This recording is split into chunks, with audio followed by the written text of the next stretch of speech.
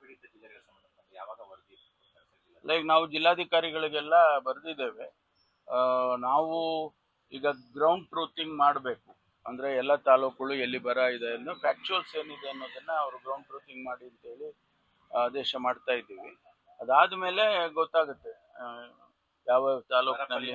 ರಾಜ್ಯ ಸರ್ಕಾರದ ಬಳಿ ಹಣ ಇಲ್ಲ ಅಂತ ಬಿಜೆಪಿ ಆರೋಪ. ನಾವೀಗಾಗಲೇ ನೋಡಿ ಕುಡಿಯೋ ನೀರಿಗೆ 5 ಕೋಟಿ ರೂಪಾಯಿ ಬಿಡುಗಡೆ ಮಾಡಿದ್ದೀವಿ. 329 ಕೋಟಿ ರೂಪಾಯಿಯನ್ನ PD ಅಕೌಂಟಲ್ಲಿ ಜಿಲ್ಲಾಧಿಕಾರಿಗಳ ಹತ್ರ ಹಣ ಇಟ್ಟಿದ್ದೇವೆ. ಆಮೇಲೆ 1 ಕೋಟಿ ರೂಪಾಯಿ ಪ್ರತಿಯೊಂದು ತಾಲೂಕಿಗೆ, ಪ್ರತಿಯೊಂದು ಅಸೆಂಬ್ಲಿ ಕ್ಷೇತ್ರಕ್ಕೆ 1 ಕೋಟಿ ರೂಪಾಯಿ ಈ ಬರಕ್ಕೋಸ್ಕರನೇ ಅಂತ ಹೇಳಿ ಪ್ರಕಟಣೆ ಮಾಡಿದ್ದೇವೆ. ಮುಖ್ಯಮಂತ್ರಿಗಳೇ ಮಾಡಿದ್ದಾರೆ. ಇದು ಎಲ್ಲ ಹಣ ಇಲ್ಲದೆ ಇದ್ರೆ ಮಾಡೋಕ್ಕಾಗತ್ತಾ? ಸುಮ್ಮನೆ ಏನೋ ಹೇಳಬೇಕು ಅಂತ ಹೇಳಿದ್ರೆ ಜವಾಬ್ದಾರಿಯಿಂದ ಹೇಳಬೇಕಾಗುತ್ತೆ ಅವರು. Thank you. ಇದು ನೋನ್ ಆಫ್ ದಿ ಪ್ಯಾರಾಮೀಟರ್ಸ್. ನಾವು ಅದನ್ನ ಸರ್ಕಾರದಿಂದ ಅಧಿಕೃತವಾಗಿ ಕೊಡ್ತಾ ಇದ್ದೇವೆ.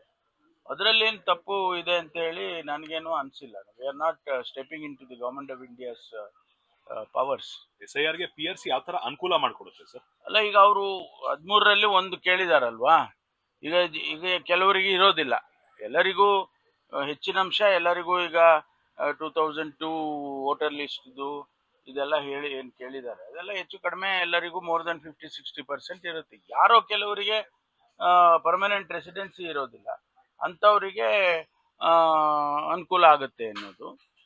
ಒಂದು ಕಡೆ ನೀವು ಬಾಂಗ್ಲಾದೇಶದವರಿದ್ದಾರೆ ಹೆಚ್ಚು, ಬೇರೆ ರಾಜ್ಯದವರೆಲ್ಲ ಹೆಚ್ಚಿದ್ದಾರೆ, ಅವರಿಗೆಲ್ಲ ನೀವು ಇದು ಫೆಸಿಲಿಟೀಸ್ ಕೊಡ್ತಾ ಇದ್ದೀರಾ ಅಂತ ಇದನ್ನೆಲ್ಲ ಕಾರ್ಡ್ಗಳೆಲ್ಲ ಕೊಡ್ತೀರಾ, ಅದು ಆಧಾರ್ ಕಾರ್ಡ್ ಕೊಡ್ತೀರಿ, ಈ ಥರ ಎಲ್ಲ ಕಂಪ್ಲೇಂಟ್ಸು ಇವರೇ ಸದನದಲ್ಲಿ ಅನೇಕ ಸಂದರ್ಭದಲ್ಲಿ ಚರ್ಚೆ ಮಾಡಿದ್ದಾರೆ.